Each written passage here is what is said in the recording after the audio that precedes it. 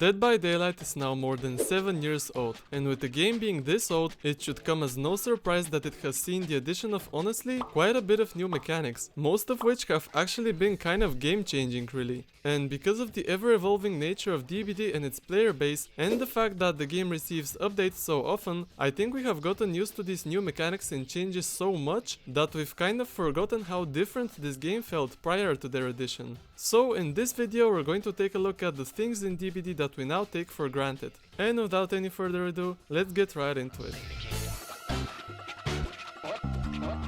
What if I told you that during the early days of DBD, there was pretty much no way for killers to regress generators?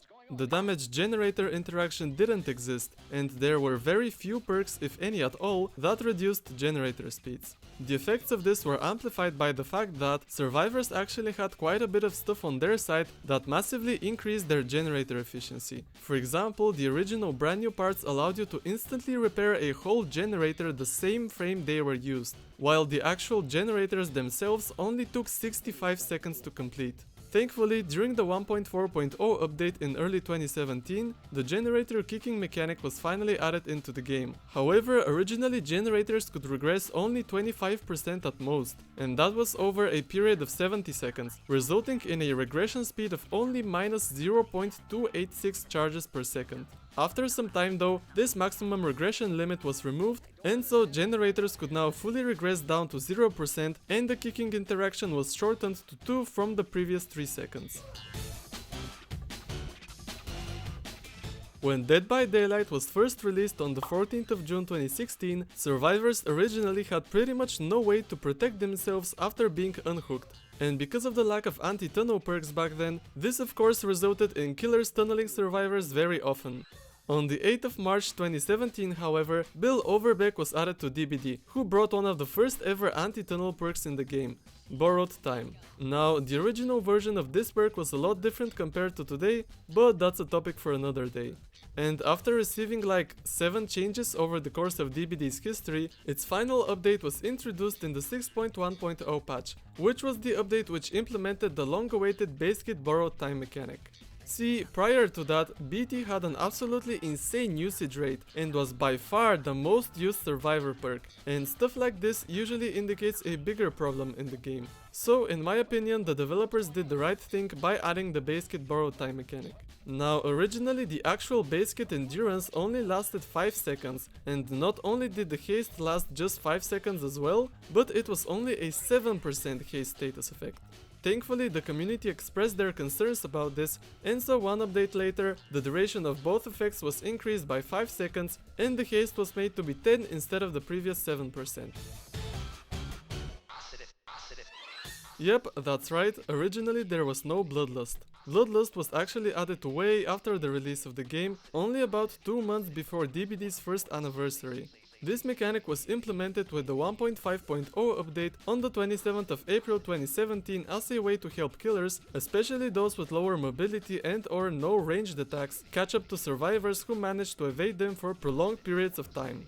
One of the several motivators for adding Bloodlust originally were the so-called infinites, vault locations that allowed a survivor to endlessly loop a killer at a time when neither Bloodlust nor the entity blocker mechanic were a part of the game. More on that a little bit later. Now, the actual Bloodlust status effect was added a couple of patches later, and back then the second and third tiers of this sped you up quite a bit more compared to today, and the actual tier thresholds were also a little bit lower. Over the years, however, Bloodlust has received multiple nerfs, except for the slight buff in the 6.1.0 patch. Still, in my opinion, it's incredibly interesting how this mechanic has had such a long history, and yet has remained relatively similar to its original iteration. Now, I know that today a lot of people are currently discussing whether Bloodlust should be removed. Personally, I think the game has evolved enough balance-wise to where the second and third tiers may not be that necessary anymore. However, in my opinion, the first Bloodlust tier at least should definitely stay in the game.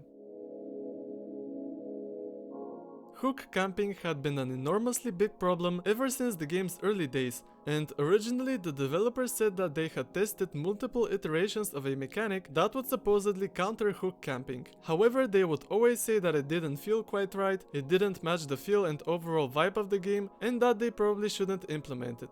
Nonetheless, over the years, quite a significant amount of perks and other items were introduced, which, even if some of them had pretty minuscule effects, were still a way to help counter hook camping up to a certain degree. For example, one of the earliest perks like this was Kindred, which was added way back in the 1.1.0 update. About 2 years after that, Deliverance was implemented, and during the 6.2.0 update, Reassurance was also introduced to the game. Now, during Dead by Daylight's 7th anniversary livestream broadcast, the developers announced that, over the course of the next year, they would be implementing a so-called anti-camping mechanic. Well, many players believed that this was going to be a part of the Singularity PTB that was released right after the actual livestream, I believe. However, as you all know, the anti-camping mechanic was actually implemented about 2 months ago during the 7.3.0 patch. And so, finally, after 7 whole years, survivors finally have a base kit counter to hook camping. The entity blocker mechanic was first added in the 1.1.2 patch only a little bit more than 3 months after DBD's official release date.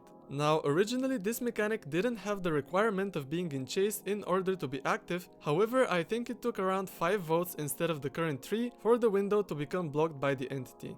These changes aren't actually listed anywhere in any patch notes as far as I'm concerned, so I'm not quite sure if these were changed from the PTB to the live release or just in a future update.